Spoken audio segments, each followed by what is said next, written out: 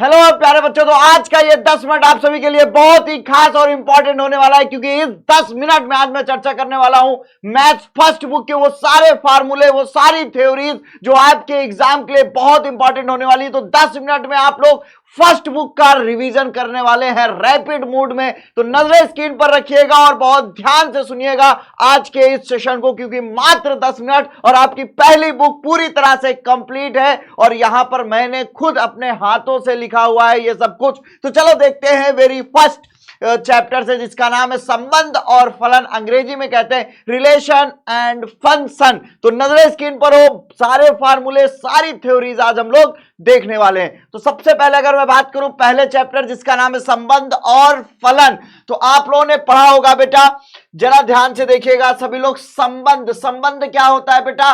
जो संबंध होता है वो कार्तीय गुणनफल का ही उपसमुच्चय होता है। मतलब जो कार्तीय गुणनफल होता है उसी का ही उपसमुच्चय होता है हमारा संबंध। तो जरा ध्यान से देखिएगा। अब अगर मैं बात करूं संबंध की, तो बेटा संबंध टोटल अगर 11 और 12 में मिलाया जाए तो 6 प्रकार के आप लोगों ने पढ़े।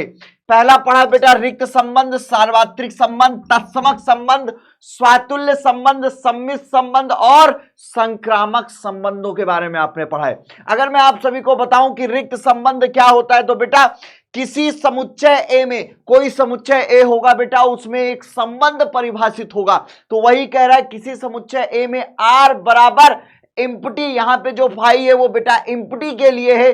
तो कह रहा है कि अगर आर बराबर रिलेशन में कोई भी एलिमेंट ना हो बेटा ए क्रॉस ए से रिलेटेड, तो उस संबंध को हम लोग क्या कह देते हैं बेटा? रिक्त संबंध, इम्पटी रिलेशन। इतनी सी बात क्लियर है बेटा। सार्वत्रिक संबंध की बात करें तो बेटा एक ऐसा संबंध जिसमें जो संबंध है वो कार्तीय गुणनफल के बराबर हो जाए, मतलब R equal to A cross A के सारे अवयव आ जाए, तो उसको हम लोग सार्वत्रिक संबंध या बेटा यूनिवर्सल रिलेशन कहते हैं। बात करता हूं बेटा मैं तत्समक संबंध, जिसको आइडेंटिटी रिलेशन कहते हैं। आप सभी को पता है बेटा कि हर व्यक्ति की अपनी आइडेंटिटी होती है और उसकी आइडेंटिटी किसी दूसरे से मैच नहीं हो सकती है। तो वही ये कह रहे हैं कि समुच्चय ए में जितने भी अवयव हैं, समुच्चय ए के प्रत्येक अवयव के लिए ये कह रहा है फॉर एवरी, प्रत्येक x बिलोंग्स टू ए के लिए x और x बिलोंग्स टू r होना चाहिए। इसका ये मतलब है बेटा समुच्चय ए के प्रत्येक अवयव का स्वयं, केवल और केवल स्वयं से ही संबंध होना चाहिए, किसी और से नहीं होना चाहिए, और प्रत्येक अवयव का होना चाहिए। एग्जाम्पल के तौर पे मैं बताऊं कि अगर समुच्चय ए में 1 2 3 ये 3 अवयव है बेटा, तो ये वाला संबंध ही तत्समक होगा। 1 1 2 2 और बेटा 3 3, इसके अलावा कोई भी संबंध तत्समक नहीं होगा। तो बेटा प्रत्येक अवयव का स्वयं से संबंध होना चाहिए केवल, और किसी भी अवयव का किसी और के साथ संबंध नहीं होना चाहिए। यह बात थी बेटा तत्समक की। ये चीजें आप लोगों ने क्लास 11 में पढ़ी थी, तैयार की थी। शुरू बात करें अगर हम 12th की, तो बात होती बेटा स्वातुल्य संबंध, जिसको रिफ्लेक्सिव रिलेशन कहते हैं। बेसिकली रिफ्लेक्शन का मतलब है ये है बेटा एक ऐसा संबंध जहां पर, अगर मैं आपको दूसरी थ्योरी के हिसाब से समझाना चाहूं, तो स्वातुल्य संबंध को आप बेटा इस तरह से समझो कि जितने भी अवयव है समुच्चय ए में, जितने भी अवयव है समुच्चय ए में, इन सब का खुद से संबंध होना चाहिए। सवाल यह है कि सर तत्समक में भी आपने यही बताया था? नहीं, तत्समक में हमने ये कहा था प्रत्येक अवयव का खुद से संबंध हो, लेकिन मैंने वहां पे एक शब्द यूज किया था कि प्रत्येक अवयव का केवल खुद से संबंध होना चाहिए, किसी और के साथ नहीं होना चाहिए। लेकिन जब मैं स्वातुल्य की बात करता हूं बेटा, तो स्वातुल्य कहता है कि समुच्चय ए के प्रत्येक अवयव का स्वयं से संबंध हो, बाकी किसी और के साथ संबंध होता है तो कोई फर्क नहीं पड़ता, लेकिन स्वयं के साथ जरूर हो। लेकिन तत्समक में क्या होता था बेटा? किसी और के साथ भी नहीं होना चाहिए। एग्जाम्पल के तौर पर दूं बेटा, तो ये तत्समक भी है, स्वातुल्य भी है। ये संबंध बेटा तत्समक और स्वातुल्य दोनों है। और अगर मैं दूसरे संबंध की बात करूं, 1 1 2 2 और बेटा 3 3 और ये 1 2, तो बेटा अगर मैं इसकी बात करूं तो ये जो संबंध है बेटा ये स्वातुल्य है, ये स्वातुल्य है लेकिन तत्समक नहीं है। क्यों? क्योंकि प्रत्येक अवयव को स्वयं से संबंध तो है लेकिन 1 का संबंध 2 के साथ भी है। तो ये स्वातुल्य तो हो गया लेकिन ये तत्समक नहीं है। इतनी सी बात क्लियर हो गई। तो भैया ये स्वातुल्य हो गया। अब बात करते हैं बेटा आगे की बात करें तो बेटा यहां पर अगर मैं चर्चा करूं तो ये मैथमेटिकल फॉर्म में लिखा है, कह रहा है प्रत्येक x बिलोंग्स टू a के लिए x बिलोंग्स टू r होना चाहिए स्वातुल्य के लिए। किसके लिए बेटा? स्वातुल्य के लिए। बात करें सम्मित संबंध की तो समुच्चय a में a कामा b अगर r में है, ये कहते हैं बेटा अगर सम्मित की बात करते कह रहा है अगर a कामा b r में है, मतलब a का जो संबंध b के साथ है वही संबंध b का a के साथ होना चाहिए। अगर a b r में है तो b a भी होना चाहिए, तभी वो सम्मित है, और वरना वो सम्मित नहीं होगा। बात करते हैं बेटा संक्रामक की। एक ये ऐसा संबंध है जिसको शुरू से ही आप लोग इधर उधर से पढ़ते आए, गड़बड़ सड़बड़। बताऊं इसके बारे में सही सही बातें बेटा, तो इसके 3 केस होते हैं, केस 1, केस 2 और केस 3। बेटा ये हर केस में संक्रामक होता है सिवाय एक केस को छोड़ के। चर्चा करता हूं, जरा ध्यान से सुनना।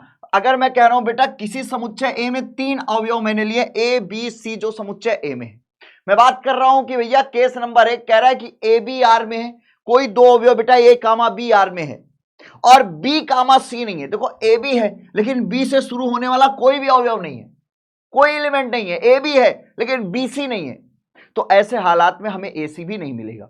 तो हम क्या कहते हैं बेटा? ये संक्रामक है। तो पहला संबंध जो है बेटा वो संक्रामक है। आप लोग अक्सर इसको लिख दे तो संक्रामक नहीं है, हालांकि ये गलती हुई थी एनसीईआरटी हिंदी मीडियम में जब क्वेश्चन वो लिखे जा रहे थे, तो एनसीईआरटी में 2-4 जगह गलतियां हैं हिंदी मीडियम वाले में, शायद कि अब आगे चल के वो दूर हो जाए। ठीक है, तो आप उस वजह से कंफ्यूज मत हो जाना। दूसरी बात कर रहे हैं केस नंबर 2, कह रहा है अगर ए बी आर में है और बी सी आर में है तब ए सी जरूर होना चाहिए। देखो ए बी है और बी से शुरू होने वाला बी सी है, ऐसे हालात में बेटा क्या कह रहे हैं कि ए सी जरूर होना चाहिए। तो ए सी अगर है तो ये संक्रामक भी है। ठीक है, थैंक यू। आगे चलते हैं बेटा केस नंबर 3। केस नंबर 3 ऐसा है बेटा जो कि संक्रामक नहीं होता है, और ये है क्या? कह रहा है अगर ए बी आर में है और बी सी आर में है, ए बी भी है बी सी भी है लेकिन ए सी नहीं है, तो ऐसे हालात में हम कहते हैं ये संक्रामक नहीं है। और बेटा यही एक अकेला केस है जो संक्रामक नहीं है, बाकी सब संक्रामक है। इतनी सी बात क्लियर है? स्क्रीनशॉट ले लो। अब नोट करके मैंने एक बात लिखी, यदि कोई संबंध स्वातुल्य, सम्मित और संक्रामक हो तो उसे हम लोग क्या कहते हैं बेटा? तुल्यता संबंध कहते हैं। एक ऐसा संबंध जो स्वातुल्य, सम्मित और संक्रामक तीनों हो जाए उसको अपन क्या कहते हैं बेटा? तुल्यता संबंध। आगे चलते हैं और समझते हैं बेटा अब हम लोग फलन के बारे में। अब मैं चर्चा करने वाला हूं आप सभी से किसके बारे में बेटा? फलन, मतलब फंक्शन के बारे में अब हम चर्चा करने वाले हैं। फंक्शन कह रहा है F such that A to B. बेटा इसको क्या पढ़ेंगे? फलन इस प्रकार है ए से B, F such that A to B. तो कह रहे हैं बेटा जो फलन है हमें 4 प्रकार पे चर्चा करना है, एकाएकी फलन, बहुएकाएकी फलन, आच्छादक फलन और अंतःक्षेपी। इंग्लिश में 1 1, मेनी 1, ऑनटू और इनटू। आपको मैं बहुत बेसिक सी बात बताऊं तो हमें सिर्फ 2 फलनों के बारे में पढ़ना है, बाकी 2 तो ऑटोमेटिक आ जाते हैं। किसके किसके बारे में पढ़ना है? हमें एकाएकी के बारे में पढ़ना है और आच्छादक के बारे में पढ़ना है। अगर कोई फलन एकाएकी नहीं है तो बहुएकाएकी होगा, ये देखो ऑटोमेटिक जान गए। अगर कोई फलन आच्छादक नहीं तो अंतःक्षेपी होगा, देखो कितने आसानी जान गए। तो हमें 2 पे फोकस करना है। और एक बात बताएं, जो एकाएकी और बहुएकाएकी बेटा ये हमें प्रांत को देखकर मिलता है। यहां पर ये जो मैंने एफ इस प्रकार ए टू बी लिखा है, यहां पर ये जो ए है और ये जो बी है बेटा, ये जो ए है ये प्रांत है और ये जो ये है ये सह प्रांत है। अगर मैं अंग्रेजी में बात करूं बेटा तो ये डोमेन है, ये कोडोमेन है। और इसी को बेटा अपन एक्स भी कहते हैं, इसको वाई भी कहते हैं। वाई मतलब एफ एक्स, यही है बेटा, ये यही है। समझ में आ गई बात? तो ये कह रहे बेटा अगर मैं प्रांत को देखूंगा तो प्रांत से ये दोनों मिल जाएंगे, और अगर सह प्रांत को देखूंगा तो वहां से ये दोनों मिल जाएंगे। कैसे मिलेंगे, क्या करना है, आगे चल के मैं आप सभी को अभी समझाने वाला हूं, ध्यान से सुनना। कह रहा है एकाएकी फलन, कोई फलन एफ इस प्रकार ए से बी एकाएकी होगा यदि ए के प्रत्येक अवयव का बी में अद्वितीय प्रतिबिंब हो। कह रहा है समुच्चय ए के प्रत्येक अवयव का बी में एक और एक प्रतिबिंब होना चाहिए और वो अद्वितीय होना चाहिए, वैसा किसी का नहीं होना चाहिए। क्लियर? इतनी सी बात। जैसे ये 1 2 3 1 2 3 सबकी एक इमेज। आच्छादक क्या कहता है बेटा? कोई फलन ए से भी आच्छादक होगा यदि बी सह प्रांत में उपस्थित जितने भी अवयव हैं बेटा वो किसी ना किसी की प्रतिबिंब होनी चाहिए। अगर यहाँ पे जितने भी अवयव हैं वो किसी न किसी के प्रतिबिंब में तो वो आच्छादक है, नहीं है तो फिर वो आच्छादक नहीं है। इतनी सी बात है, इसका स्क्रीनशॉट ले लो। आगे चलते बात करते हैं बेटा अगली कहानी पे। अब अगली कहानी आती प्रतिलोम त्रिकोणमिति, चैप्टर आ गया बेटा दूसरा चैप्टर। दूसरे चैप्टर में कुछ नहीं पढ़ना, सिर्फ हमें बेटा फलन, प्रांत और परिसर इसी से संबंधित सवाल आएंगे, इसके बाहर से बिल्कुल नहीं आएंगे क्योंकि फार्मूले इस बार हट चुके हैं जितने भी थी। बात करते बेटा साइन इनवर्स फलन है तो इसका प्रांत -1 से 1 होता है, परिसर जो है रेंज वो -π/2 से π/2 होता है और क्लोज ब्रैकेट में। कॉस इनवर्स x -1 से 1 है बेटा, 0 से पाई क्लोज पे है। टैन इनवर्स का जो डोमेन है वो r है, मतलब वास्तविक संख्या, और परिसर बेटा -π/2 से π/2 है। ये बिल्कुल सेम टू सेम किसकी तरह है, परिसर इसका साइन की तरह, बस वो क्लोज है ये ओपन है। अगली बात करूं कॉसेक इनवर्स की तो बेटा इसका भी जो मैं बात करूं प्रांत की तो रियल नंबर है -1 से 1 को छोड़ के, और इसका जो बेटा परिसर है ये भी same to same sine inverse की तरह है, बस यहां पे 0 को हटा दिया गया है, बाकी सब वही है। सेक इनवर्स की बात करें तो सेम टू सेम प्रांत जो कॉस इनवर्स कॉसेक इनवर्स का है वही इसका भी है, लेकिन परिसर की मैं बात करूं तो कॉस जैसा है, बस π/2 90 को हटाया गया है। कॉट इनवर्स रियल नंबर 0 से pi open bracket, now take a screenshot for this. Clear है। अब मैं बात कर रहा हूं बेटा अगली कहानी ये है आव्यूह, जो कि हमारा है तीसरा चैप्टर। आव्यूह पे आप लोगों को जो मेन पॉइंट पढ़ने वो आव्यूह किसे कहते हैं, mn संख्याओं को m पंक्तियों तथा n स्तंभों में व्यवस्थित करने पर जो आयताकार सारणी प्राप्त होती है उसे m क्रॉस n कोटि का आव्यूह कहते हैं। ये आप लोगों ने देखा, आयताकार IV पंक्ति तथा जेवे स्तंभ के अवयव को aij से निरूपित करते हैं। आपने देखा होगा बेटा aij अगर अवयव लिखा है तो यहां पर क्या होता है, उसकी पंक्ति और ये उसका स्तंभ उसकी स्थिति को बताता है। फिर कह रहा है दो आव्यूह समान कहलाते हैं यदि दोनों आव्यूहों की कोटियां संगत अवयव। ये कह रहा है कि भैया दो आव्यूह आपस में समान होंगे अगर उनकी कोटियां बराबर हो और उनके संगत अवयव बराबर हो, मतलब जितने भी संगत अवयव हैं करस्पॉन्डिंग एलिमेंट्स इक्वल होने चाहिए। समझ गए।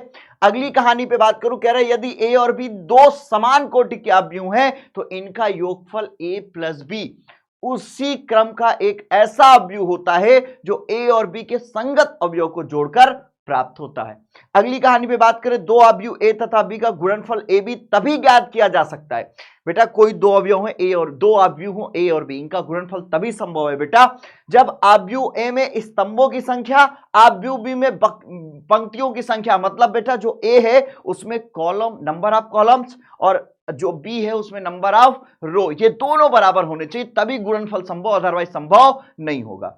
अगली कहानी पे आऊं, जैसे मैं कहूं बेटा एक a है, इसका अगर मैं कह दूं m क्रॉस n और दूसरा b है बेटा इसको मैं कह दूं p क्रॉस q, तो यहां पर बेटा ये n बराबर p होना चाहिए तभी a क्रॉस a b मिलेगा, अदरवाइज नहीं मिलेगा। बेटा आगे चले और अगली कहानी पे चर्चा करें तो जरा ध्यान से सुनना। परिवर्त आव्यूह क्या होता है बेटा, किसी आव्यूह एक ही पंक्तियों को स्तंभों में, जो पंक्तियां हैं बेटा उसको स्तंभों में परिवर्तित कर दो, आपको परिवर्त आव्यूह मिल जाएगा। ठीक है, बड़ा आसान होता है। कह रहा स्तंभों को पंक्ति में बदलने पर प्राप्त आव्यूह को आव्यूह ए का परिवर्त कहते हैं, जिसे बेटा ए डैश या ए की पावर ऐसे टी मतलब ट्रांसपोज कहते हैं इसको बेटा। ठीक है, ये अगर इसका ए एम क्रॉस एन कोटि का कोई आव्यूह है, ऑर्डर की मैट्रिक्स है, तो इसका ट्रांसपोज करेंगे तो ये एन क्रॉस एम की हो जाएगी। अगली कहानी पे अगर मैं चर्चा करूं बेटा, तो अगर मैं ए का परिवर्त किया हूं फिर से परिवर्त कर दूं तो ए ही रहेगा। ए प्लस बी का परिवर्त करूं, ए परिवर्त बी परिवर्त मिलेगा। बहुत इंपॉर्टेंट है बेटा, अगर के कोई कांस्टेंट है और ए के इंटू ए का परिवर्त करूंगा तो बेटा कोई फर्क नहीं पड़ेगा, ए पर आएगा बस ट्रांसपोज। ए बी अगर मल्टीप्लाई में अगर यहां पे डैश है तो बेटा ये बी पहले हो जाएगा, ए बाद में, बी डैश ए डैश। समझ गए, इंपॉर्टेंट है ये, ध्यान से। अब कह रहा है सममित आव्यूह क्या होता है बेटा, किसी को परिवर्त करो उसमें कोई फर्क ना पड़े। विषम सममित आव्यूह किसी का परिवर्त करो वो निगेटिव हो जाए खुद का। विषम सममित आव्यूह बेटा ये देखो किसी भी आव्यूह को उसके क्या बेटा सममित और विषम सममित के रूप में प्रदर्शित कर सकते हैं। ये आव्यूह ए है उसके बराबर ये और ये सममित आव्यूह होगा, ये विषम सममित आव्यूह, और दोनों को ऐड करेंगे तो ए आएगा। क्लियर है। और बेटा ये इंपॉर्टेंट फार्मूला ये है, ए का ए इनवर्स आई होता है, ए इनवर्स ए भी आई होता है। ठीक है, किसी भी आव्यूह में उसके अगर हम इनवर्स से मल्टीप्लाई कराएंगे तो हमें आइडेंटिटी मैट्रिक्स मिलेगी। A B inverse equal to B inverse A inverse होता है, एक ये भी इंपॉर्टेंट बात है बेटा, नोट कर ले। आगे चलते हैं। कह रहा है सारणिक, बेटा सारणिक की मैं चर्चा करूं, अगर बेटा यदि ए आव्यूह दिया हुआ है द्वितीय कोटि का वर्ग आव्यूह है तो सारणिक कैसे निकालेंगे बेटा, यहां पे क्रॉस मल्टीप्लाई करेंगे। ये देखो आप सभी के सामने क्रॉस मल्टीप्लाई। क्लियर है। उसके बाद सबट्रैक्ट कर देंगे। ये बेटा 3 क्रॉस 3 का है, कैसे कर रहे हैं अपन, इस पर हमने R1 से प्रसार किया है बेटा, A11 को रोका है हमने, A11 को अपन क्या करेंगे, रोक लेंगे। तो जैसे ही अपन A11 को रोकने के लिए आएंगे, यहां पर ध्यान से देखना, अगर मैं इसके बारे में चर्चा करूं, मैंने कहा A11 को रोक लो, A11 को रोक लिया तो -1 की पावर 1 + 1। अब ना तो इसकी चर्चा करेंगे ना तो इसकी, इसका यहां मल्टीप्लाई, इसका यहां मल्टीप्लाई। क्लियर है बेटा। अब दूसरे वाले मैंने A12 को रोका है, A12 R1 से प्रसार कर रहा हूं, A12। अब जैसे ही A12 को रोका, ना तो इसको लेंगे ना तो इसको लेंगे। अब बेटा हमारे पास इसका A21 A33 A21 A33 A31 A23 A31 A23, समझ में आया। अब बेटा A13 को रोकेंगे, किसको रोकेंगे, A13। अब बेटा ना तो इसको लेंगे ना तो इसको, तो इसका multiply A21 A32 minus A22 और बेटा A31, ये इसका मल्टीप्लाई हो जाए, ये डिटर्मिनेंट हो जाएगा सांडिक 3x3 का। स्क्रीनशॉट ले ले। आगे चलते हैं बेटा, बात करते हैं हम लोग त्रिभुज का क्षेत्रफल। अगर बेटा 3 बिंदु दिए हो तो क्षेत्रफल क्या हो जाएगा, 1/2 x1 y1 1 x2 y2 1 x3 y3 1। Actual में बेसिकली लिखते कैसे है बेटा, जो बिंदु दिए हो x1 y1 x2 y2 और ये x3 y3 और फिर 1 1 1 लगा देते हैं, ये त्रिभुज का क्षेत्रफल है। अगली बात करें, यदि तीनों बिंदु बेटा संरेखी होंगे तो ये जो क्षेत्रफल है ये क्या हो जाएगा बेटा, शून्य हो जाएगा। किसके लिए, संरेखी के लिए। उप सारणी कह रहा है बेटा, सारणी के अवयव ए आई जे का उप सारणी एक सारणी के जो आई की पंक्ति और जे का स्तंभ जिसमें ए आई जे स्थित को हटाने से प्राप्त होता है। अब जैसे समझे, अगर मैं कहूं बेटा ये आप व्यू लिखा हुआ है, मान लो 1 2 3 4 और मुझे चाहिए बेटा A11, मुझे चाहिए किसका, M11। अगर मुझे उप सारणिक चाहिए बेटा, माइनर चाहिए M11, तो मैं क्या करूंगा बेटा, पहली पंक्ति पहले स्तंभ को डिलीट कर दूंगा, बचा क्या 4, ये हमारा आंसर हो जाएगा। समझ में आई बात। बड़ी सिंपल सी कहानी माइनर की। सहखंड क्या है बेटा, ये कह रहा है एक अवयव ए आई जे का सहखंड जिसे ए आई जे द्वारा व्यक्त करते बेटा। इसको बहुत ध्यान समझना, किसी का भी जो कोफैक्टर होता है वो ए आई जे क्या होता है बेटा, बराबर -1 की पावर i + j और यहाँ पे M11 जो उसका आई जे, उसका जो माइनर है जो उप सारणिक है वो उसके बराबर का। स्क्रीनशॉट लीजिएगा सभी लोग। बात करते हैं अगली कहानी पे बेटा, सहखंडज एडजॉइंट। सहखंडज बेटा क्या होता है, ये बेटा कोफैक्टर से बना हुआ आव्यूह होता है जिसका परिवर्त करने पे हमें एडजॉइंट मिलता है। क्लियर है बात बेटा। ये A = AIJ से प्राप्त सहखंडों के आव्यूह का परिवर्त करने से सहखंडज आव्यूह बनता है। इतनी सी बात क्लियर है। स्क्रीनशॉट।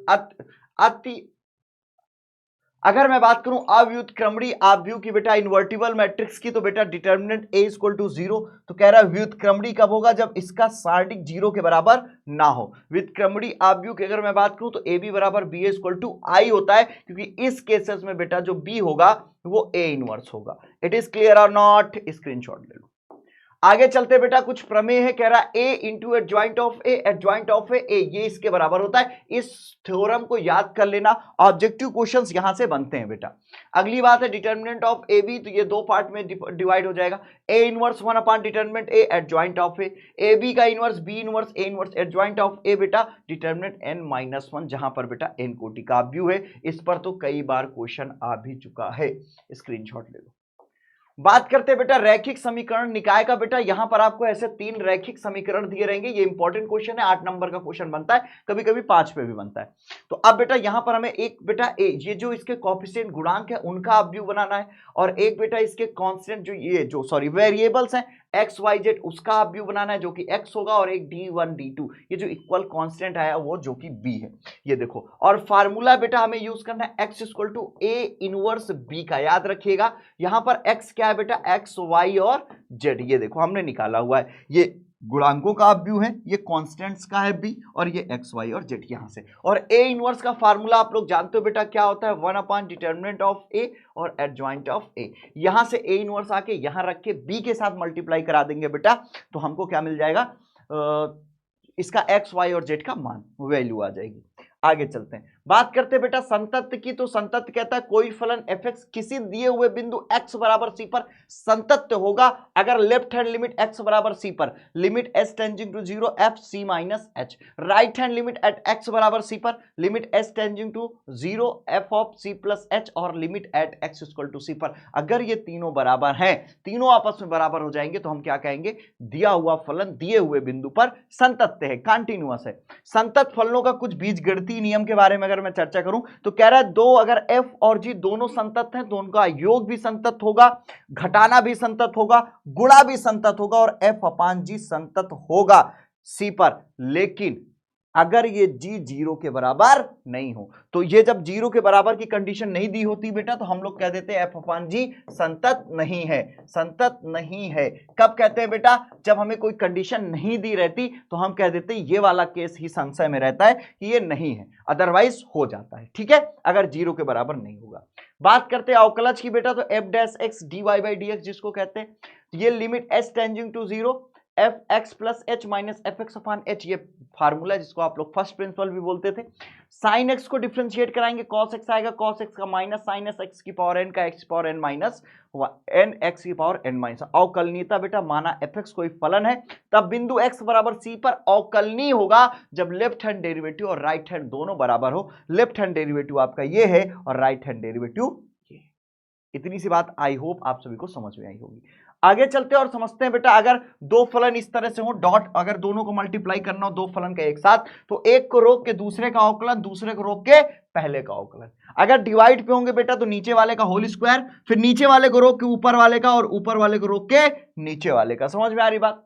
राशि, अब बेटा हम लोग आगे छठवें चैप्टर में, जहां पर हमें 3 एक्सरसाइज पढ़नी। एक बेटा रेट ऑफ चेंज, राशियों की परिवर्तन की दर, दूसरा इंक्रीजिंग एंड डिक्रीजिंग मतलब वर्धमान ह्रासमान, तीसरा मैक्सिमा एंड मिनिमा। तो राशियों की परिवर्तन की दर में बेटा जैसे y और fx दिया हुआ है, कह दीजिए जो y है वो x के सापेक्ष बदल रही है, तो यहां पर बेटा हमें dy/dx करना होगा। राशि ये क्या है बेटा? y में x के सापेक्ष परिवर्तन की दर है।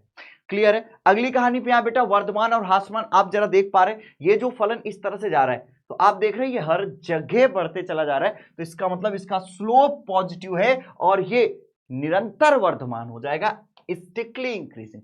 अगर आप इसको देखिए बेटा, ये बढ़ रहा है फिर नहीं बढ़ रहा है, फिर बढ़ रहा है फिर नहीं बढ़ रहा है, तो आप देखिए ये इंक्रीजिंग तो है, इसका स्लोप 0 से ग्रेटर है, 0 की इक्वल भी है, कभी कभी कोई चेंज नहीं हुआ, तो ये बेटा वर्धमान है।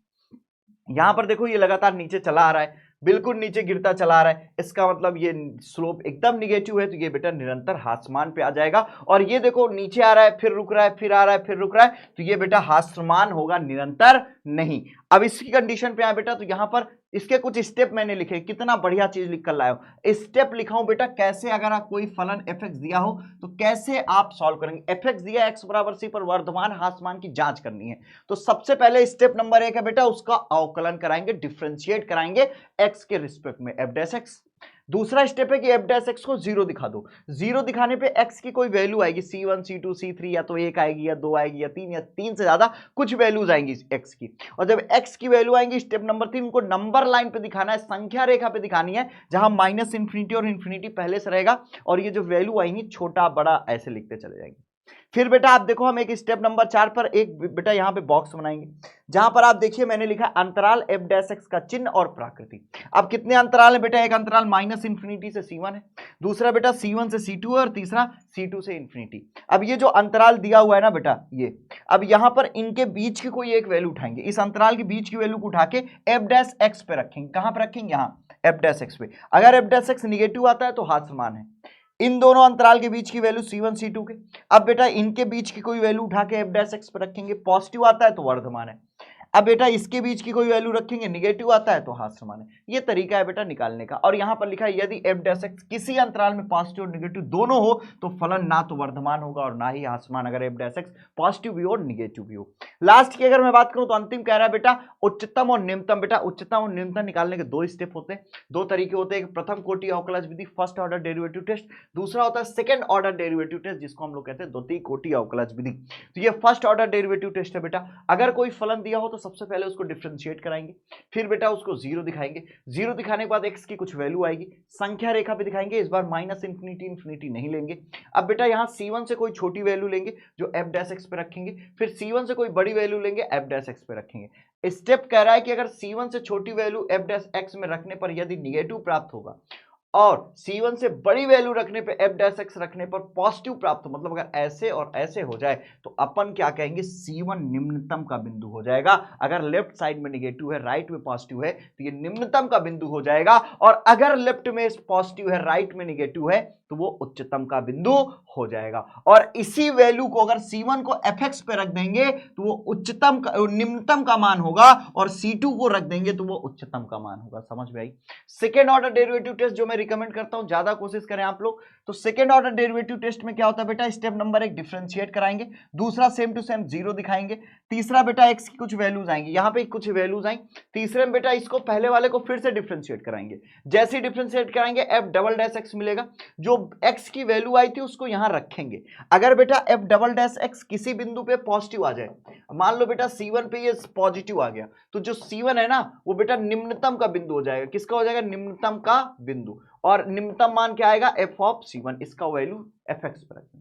और अगर बेटा ये किसी पे निगेटिव आ जाए, मान लो C2 पे निगेटिव आ गया, तो अब C2 जो है ना उच्चतम का बिंदु हो जाए, किसका हो जाएगा, उच्चतम का बिंदु। उच्चतम मान कैसे आएगा, C2 से। ये बेटा दो तरीके हैं first order derivative test. I hope आप सभी को बहुत मजा आई होगी। आप लोग प्यार दीजिएगा, सपोर्ट करिएगा, शेयर करिएगा। इसके बाद सेकंड बुक की भी ऐसी रैपिड फायर वीडियो लेकर आने वाला हूं जो आपकी पढ़ाई पे बहुत हेल्प करने वाला है। Thank you and best wishes for your exam. Thank you, best of luck, love you all.